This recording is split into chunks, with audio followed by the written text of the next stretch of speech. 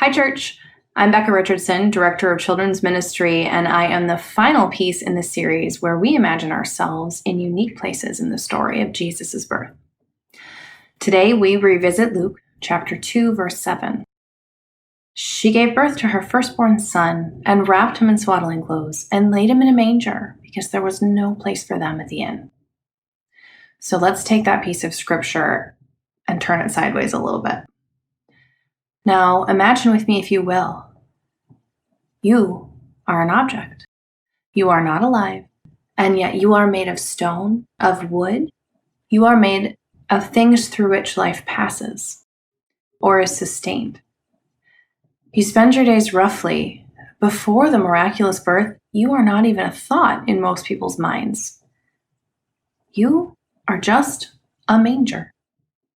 Day in and day out, before the sun rises, you are filled with hay, corn, whatever animal feed is on hand. And before long, you find yourself emptied, finished, unused for the rest of the day.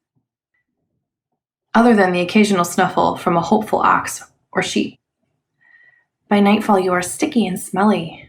You're dirty. Day after day, this humble cycle, it's your life.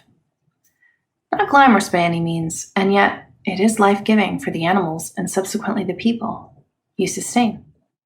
And then one evening, long after you've sat alone and empty, there's a big commotion. The animals, rather than resting, are milling about, uprooted, disrupted from their own routine. Humans, people, they're in the stable, and before long, you find yourself holding not the typical animal feed, but rather a squirming, squalling, fresh new life. And you don't know this because you are a thing. That at this moment, the miraculous arrival of the Christ child who is now nestled in the remaining wisps of hay upon your back signifies a world forever changed, a world saved. And although you are only an object, just a thing really, the immense amount of love and adoration in the stable that night, even you can feel.